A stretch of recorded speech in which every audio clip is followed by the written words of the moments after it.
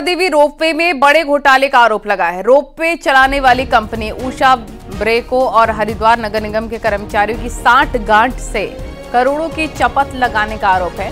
Ropeway से जमीन के किनारे का पैसा नगर निगम को मिलता है, लेकिन हर साल मिलने वाले इस लाखों के किराए का कोई हिसाब किताब नहीं मिल रहा है। और हैरानी ये है कि साल 2005 से चल रहा ये पूरा घोटाला 1 करोड़ से भी ज्यादा का बताया जा रहा है। उषा ब्रेको हर साल 21 लाख रुपए किराए का देता है, लेकिन पिछले करीब 18 साल से इसका कोई हिसाब नहीं है। आरटीआई के जरिए इसका खुलासा हुआ है। अब सूचना आयुक्त योगेश भट्ट ने हरिद्वार नगर निगम से 1 हफ्ते के अंदर उषा ब्रेको से मिले किराए के पैसों का पूरा हिसाब किताब देने को कहा है। 2 फरवरी को इस मामले की अगली सुनवाई होगी।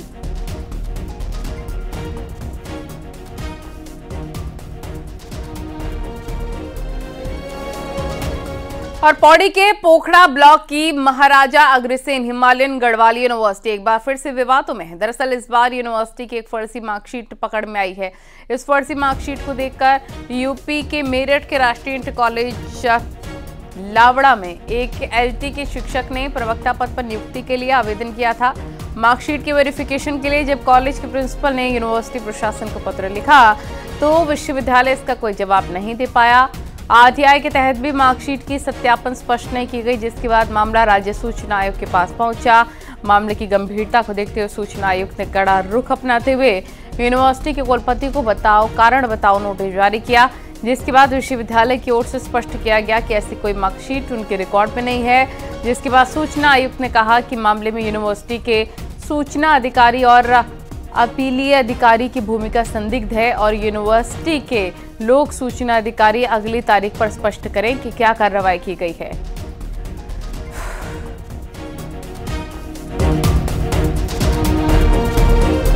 विकासनगर के पचवादुन क्षेत्र में लगातार अवैध प्लॉटिंग किए जाने की शिकायतों के बाद प्रशासन एक्शन में आ गया है और बिना अनुमति की गई प्लॉटिंग को चिन्हित किया गया है। एसडीएम विकासनगर ने एमडीडीए को चिन्हित अवैध प्लॉटिंग को रोकने के आदेश दिए हैं, जिस पर कार्रवाई करते हुए एमडीडीए द्वारा लगातार बुलडोजर से सहसपुर और विकासनगर में ध्वस्तीकरण की कार्रवाई की जा रही है।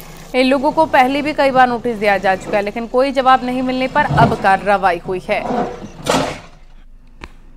अभी जो विकासनगर के अंतर्गत जो बिना लेआउट पास कराए कुछ जगहों पे प्लॉटिंग किए जाने की सूचना प्राप्त हुई है, तो उसके बाद एमडीडीए के द्वारा इस पे मामला दर्ज किया गया है और उसमें जो अवैध तरीके से जहाँ पे प्लॉटिंग की जा रही है उसके ध्वस्तीकरण और सीलिंग का कार्य किया गया है। देहरादून में आज पुष्कर सिंह धामी कैबिनेट की मीटिंग हुई, जिसमें कई बड़े फैसले लिए गए। कैबिनेट की बैठक में सरकार ने गन्ना किसानों को राहत देते हुए गन्ने के समर्थन मूल्य में 20 रुपए प्रति क्विंटल बढ़ाने की मंजूरी दे दी है। साथ ही चाइल्ड केयर लीव नियमावली में संशोधन करते हुए 2 साल की चाइल्ड लीव का पूरा वेतन देने का फैसला किया। साथ ही वाइब्रेंट विलेज योजना के तहत चाइना बॉर्डर पर बसे जादुंग गांव में होम स्टे को प्रोत्साहन सरकार देगी। आबकारी पॉलिसी पर कैबिनेट में चर्चा हुई। कुछ संशोधन के साथ अगले कैबिनेट में पॉलिसी लाई जाएगी। इसके साथ ही अयोध्या में राम मंदिर की प्राण प्रतिष्ठा को लेकर कैबिनेट ने सभी को बधाई दी और प्रधानमंत्री का आभार जताया।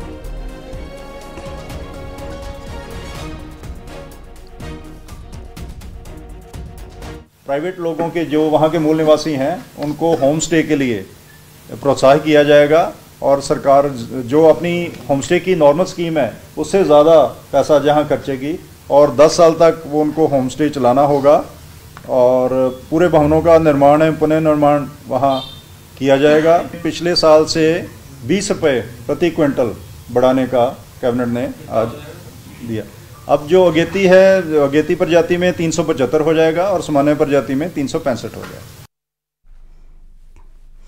अयोध्या में राम मंदिर प्राण प्रतिष्ठा के बाद अब देश भर की नजरें उत्तराखंड पर आ चुकी हैं। इसकी वजह है यूनिफॉर्म सिविल कोड, लेकिन बड़ी खबर यह है कि यूसीसी कमेटी का कार्यकाल एक बार फिर से बढ़ाया जा सकता है।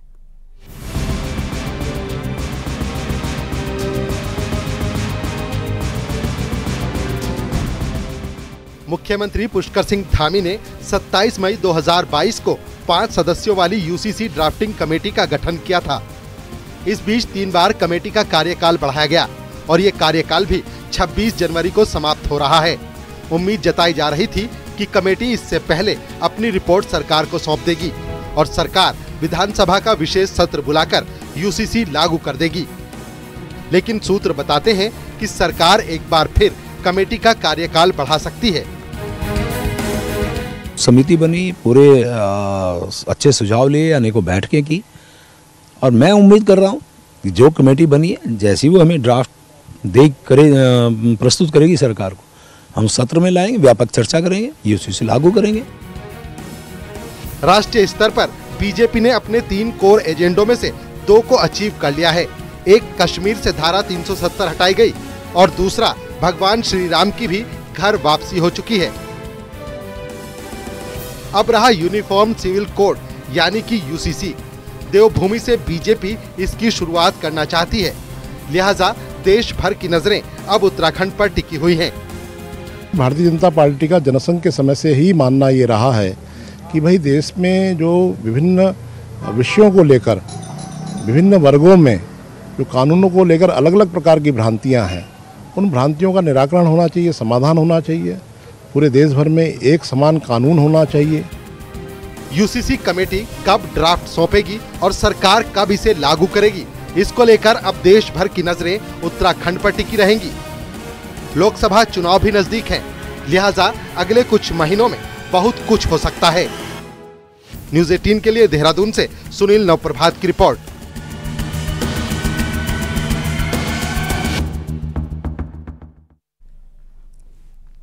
हरिद्वार के निष्काम सेवा ट्रस्ट आश्रम में बीजेपी ने शक्ति वंदन कार्यशाला आयोजित की और महिला वोटर्स से संपर्क साधने के लिए कार्यक्रम चलाया जा रहा है। वहीं कार्यक्रम में बीजेपी के प्रदेश अध्यक्ष महेंद्र भट्ट समेत प्रदेश के कई नेताओं ने महिला स्वयं सहायता समूह के साथ संवाद किया और उन्हें सरकार की योजनाओं की जानकारी दी। हरिद्वार में आयोजित हुई कार्यशाला में प्रदेश भर से महिला समूह पहुंचे थे। उत्तराखंड के अंदर लगभग 70,000 से ज़्यादा एनजीओ स्वयं सहायता समूह हमारे राज्य में है। उन सब बहनों को केंद्र की और प्रदेश की योजनाओं का लाभ उन तक पहुंचे, इस दृष्टि की कार्यशाला हमने रखी है। 28 जनवरी को कांग्रेस अध्यक्ष मल्लिकार्जुन खड़गे देहरादून में एक विशाल जनसभा करने जा रहे हैं, जिसको लेकर कांग्रेस ने अपने पदाधिकारियों और कार्यकर्ताओं से अधिक संख्या में देहरादून पहुंचने का आह्वान किया। रुड़की में बुधवार को प्रदेश अध्यक्ष करण माहरा, नेता प्रतिपक्ष यशपाल आर्य और पूर्व सीएम हरीश रावत ने कार्यकर्ताओं से एक संवाद किया और कहा कि लोकसभा चुनाव को सबको एकजुट होकर लड़ना है। और इस दौरान कांग्रेस ने केंद्र सरकार पर भी निशाना साधा, साथ ही प्राण प्रतिष्ठा पर सवाल भी उठाए। निश्चित ही राजनीतिक पार्टी का राष्ट्रीय अध्यक्ष आ रहा है और नजदीक चुनाव है, निश्चित ही वो कुछ ना कुछ संदेश चुनाव के लिए भी देके जाएंगे। गांधी, नेहरू, अंबेडकर की जो परंपरा है उसके ध्वजवाहक हमारे राष्ट्रीय अध्यक्ष मल्लिकार्जुन खड़गे जी देहरादून पधार रहे हैं। बद्रीनाथ, केदारनाथ, गंगा यमुना की धरती में पधार रहे हैं। हम सब कांग्रेसजन उनके स्वागत के लिए बहुत हम में जोश है। आखिर इतनी जल्दबाजी क्यों, आखिर इतनी उतावली क्यों? ये बाद में भी इसका निर्माण प्राण प्रतिष्ठा हो सकती थी, लेकिन चुनावी लाभ के लिए भगवान राम के नाम का राजनीतिकरण कर रहे हैं, उससे फायदा उठाना चाहते हैं। विराट कार्यकर्ता सम्मेलन के लिए कांग्रेस देहरादून का परेड ग्राउंड चाहती है, लेकिन परमिशन नहीं मिल रही है। कांग्रेस का कहना है कि ये सब जानबूझकर किया जा रहा है, तो बीजेपी का कहना है कि स्मार्ट सिटी के परेड ग्राउंड का जब तक उद्घाटन नहीं हो जाता तब तक कोई पॉलिटिकल प्रोग्राम वहां पर नहीं हो सकता है। देखिए रिपोर्ट।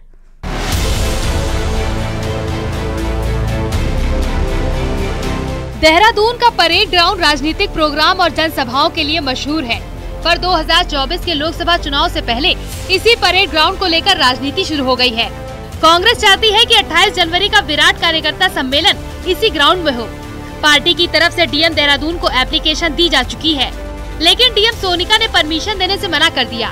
कांग्रेस ने प्रेस कॉन्फ्रेंस करके आरोप लगाया है कि शहरी विकास मंत्री प्रेमचंद अग्रवाल ने भी बात नहीं सुनी और ऊपर बात करने की बात कही।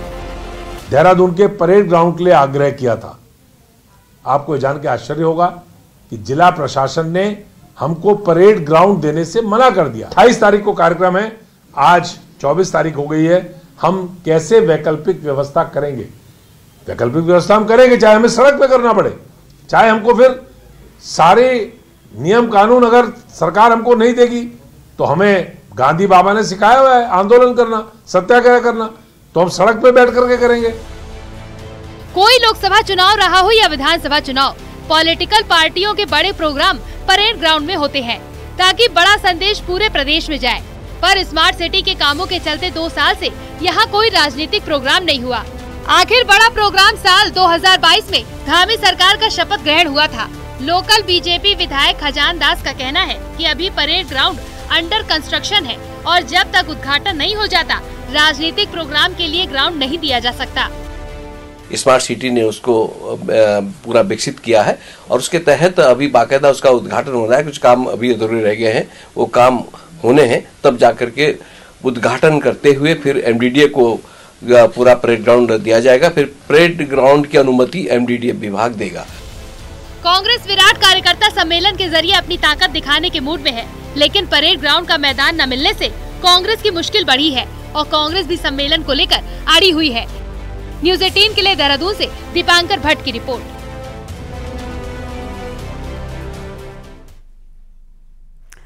देहरादून में कांग्रेस नेता प्रीतम सिंह ने कांग्रेस प्रदेश अध्यक्ष करण माहारा से मुलाकात की। करण माहारा के घर मिलने पहुंची प्रीतम सिंह ने कहा, कांग्रेस अध्यक्ष मल्लिकार्जुन खड़गे के दौरे और रैली को सफल बनाने को लेकर बात हुई है। आपको बता दें कि 28 जनवरी को देहरादून में कांग्रेस का विराट सम्मेलन होगा, जिसमें कांग्रेस के राष्ट्रीय अध्यक्ष मल्लिकार्जुन खड़गे शामिल होंगे और लोकसभा चुनाव को लेकर कार्यकर्ताओं के साथ संवाद किया जाएगा।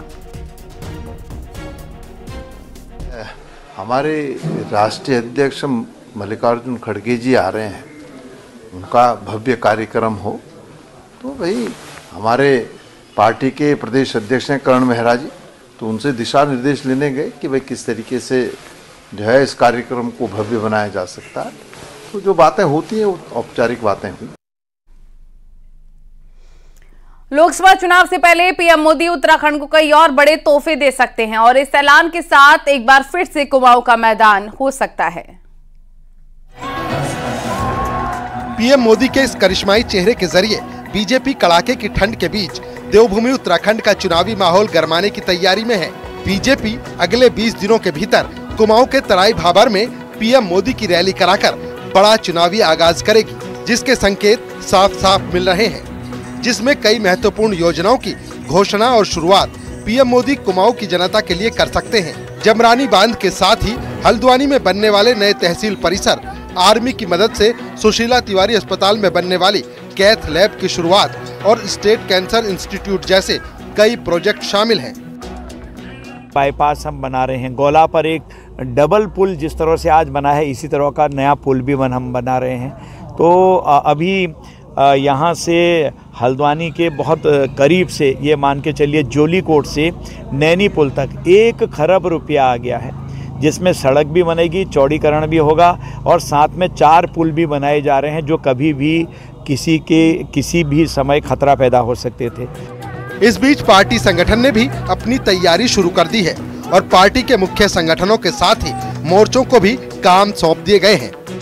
संगठन के कार्यक्रम लगातार अभी युवा मोर्चा के हमारे नवमतदाता सम्मेलन होने हैं, उसके साथ साथ ही विभिन्न समुदायों के सम्मेलन होने हैं और विभिन्न ओबीसी मोर्चा, एसटी मोर्चा और ऐसे अनेक कार्यक्रम होने हैं और बड़ी रैलियां भी संभावित रूप से अभी शुरू हो रही वाली हैं और वो भी रैलियां यहाँ संपन्न हों। जाहिर है बीजेपी का दावा है कि वो 365 दिन काम करने वाली पार्टी है। एक चुनाव खत्म होते ही वो आने वाले चुनाव की तैयारी में जुट जाती है। ऐसे में पार्टी लोकसभा चुनाव की तैयारियों को लेकर एग्रेसिव है और अपनी उपलब्धियां जनता के सामने रखने को बेताब है। हल्द्वानी से न्यूज़ 18 के लिए शैलेंद्र नेगी की रिपोर्ट।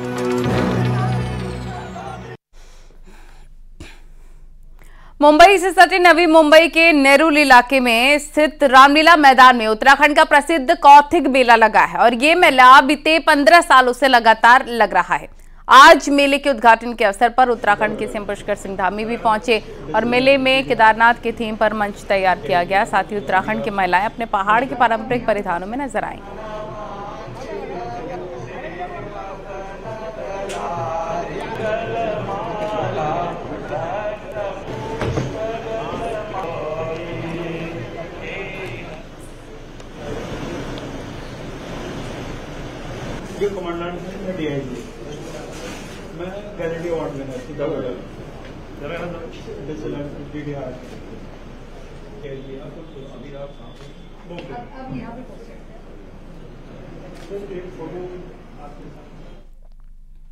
और अब आपको दिखाते हैं पहाड़ टॉप 10 न्यूज। अल्मोड़ा के लोकसभा प्रभारी जीतराम ने विधायक पूर्व विधायकों के साथ सभी पदाधिकारियों के साथ मीटिंग की, लोकसभा चुनाव को लेकर चर्चा की। कोटद्वार बाईपास को लेकर ग्रामीणों का विरोध थमने का नाम नहीं ले रहा। विरोध कर रहे ग्रामीणों का आरोप है कि एनएच प्रशासन की ओर से उचित मुआवजा नहीं दिया जा रहा। ऋषिकेश नगर निगम में प्रशासन बैठने के बाद नगर आयुक्त शैलेंद्र सिंह नेगी की जन सुनवाई शिविर की शुरुआत की, जिसमें लोग नगर निगम से संबंधित शिकायतें लेकर पहुंचे। अल्मोड़ा में पंचायत चुनाव प्रतिनिधियों की महापंचायत हुई, जिसमें पंचायतों का कार्यकाल 2 साल बढ़ाने के साथ सरकार से 5 मांगे की गई। विकासनगर के जामन खाता में 400 ग्राम चरस के साथ 2 युवकों को गिरफ्तार किया गया। नैनीताल में गणतंत्र दिवस को खास बनाने के लिए फ्लैट्स मैदान में रिहर्सल की गई, तो पुलिस जवानों ने परेड भी की। रुद्रप्रयाग में राष्ट्रीय बालिका दिवस पर हेल्थ एंड वेलनेस सेंटर के साथ स्कूलों में गोष्ठियों का आयोजन किया गया। बागेश्वर में राष्ट्रीय बालिका दिवस के मौके पर सुकन्या सम्मान समारोह का आयोजन किया गया, जिसमें कई बालिकाओं को सम्मान किया गया। टिहरी में बोराड़ी स्टेडियम को युवा कल्याण विभाग को सौंप दिया गया, जिसमें अब स्टेडियम की हालत सुधरने की उम्मीद है। नैनी झील में अब गोल्डन माशीर मछली के दीदार पर्यटक कर सकेंगे। यहां पर 5000 माशीर और 2000 सिल्वर काप मछली है।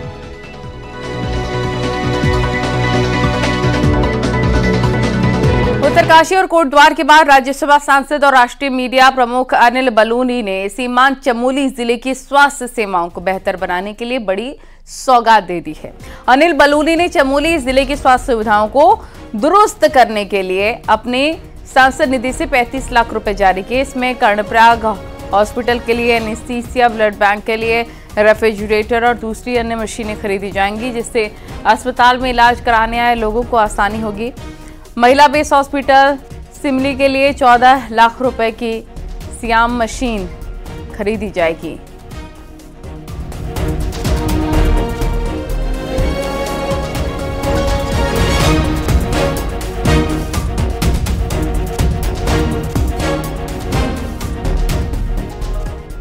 मुंबई से सटे नवी मुंबई के नेरुल इलाके में स्थित रामलीला मैदान में उत्तराखंड का प्रसिद्ध कौतिक मेला लगा है। ये मेला बीते 15 सालों से लगातार लग रहा है। तस्वीरें आपको दिखाते हैं जहां पर सीएम पुष्कर सिंह धामी मौजूद हैं। ये देख सकते हैं आप, ये लाइव तस्वीर आपको हम बता रहे हैं। आज मेले के उद्घाटन के अवसर पर उत्तराखंड के सीएम पुष्कर सिंह धामी यहां पर पहुंचे। देख सकते हैं आप तस्वीरें। मेले में केदारनाथ की थीम पर मंच तैयार किया गया है। उत्तराखंड की महिलाएं अपने अपने परिधानों में भी इसमें नजर आई हैं। ये बहुत फेमस मेला है उत्तराखंड का और बीते 15 सालों से लगातार ये मेला लग रहा है, जिसका नाम कौतिक मेला है। इसके उद्घाटन के लिए सीएम पुष्कर सिंह धामी पहुंचे हुए हैं। लाइव तस्वीरें आप देख रहे हैं।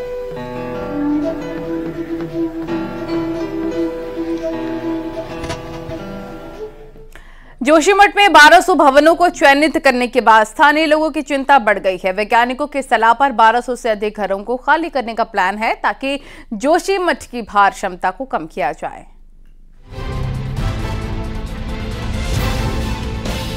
उन्नीस जनवरी को आपदा प्रबंधन सचिव रंजीत सिन्हा ने जोशीमठ में एक जन सुनवाई की, जिसमें जोशीमठ की भौगोलिक स्थिति के बारे में लोगों को अवगत कराया गया। जोशीमठ में 14 इलाके ऐसे हैं जिन्हें प्रभावित श्रेणी में रखा गया है।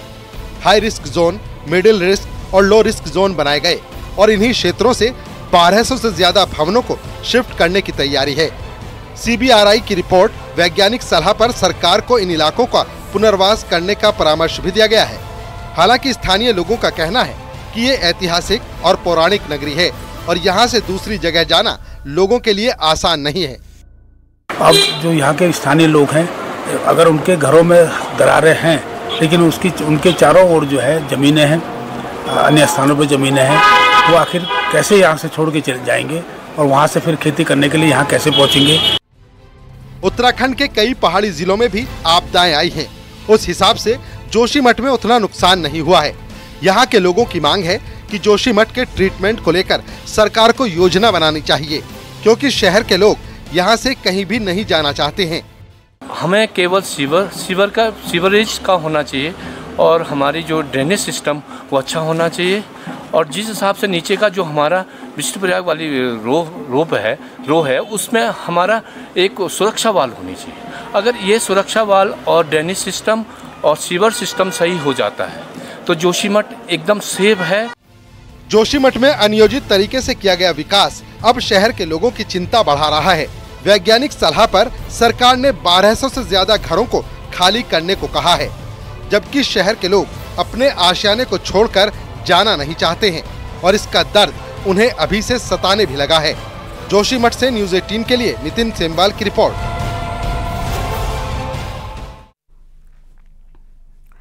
उत्तरकाशी में गंगोत्री राष्ट्रीय राजमार्ग के नालूपानी के पास एक कार अचानक से बेकाबू होकर सड़क पर पलट गई। कार में 4 लोग सवार थे जो घायल हो गए।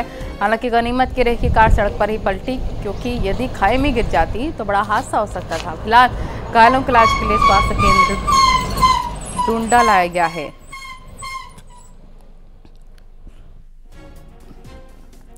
बागेश्वर के नंदी गांव के पास आज एक गाड़ी खाई में गिरने से बाल बाल बच गई। दरअसल गाड़ी को बैक करते वक्त गाड़ी बेकाबू हो गई और सड़क से नीचे की तरफ लटक गई। इस दौरान ड्राइवर ने गाड़ी से कूदकर अपनी जान बचाई। वहीं पर स्थानीय लोगों ने हादसे की सूचना पुलिस को दी, जिसके बाद पुलिस ने मौके पर पहुंचकर गाड़ी का रेस्क्यू किया है।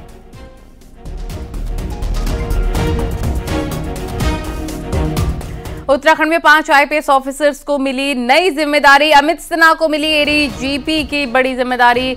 वी मुरुगेशन को मिली एडीजी अपराध की जिम्मेदारी। अरुण मोहन जोशी को आईजी पीएसी अतिरिक्त की जिम्मेदारी। अनंत शंकर ताकपाले को मिली आईजी कार्मिक की जिम्मेदारी। राजीव स्वरूप को मिली आईजी सिक्योरिटी की जिम्मेदारी।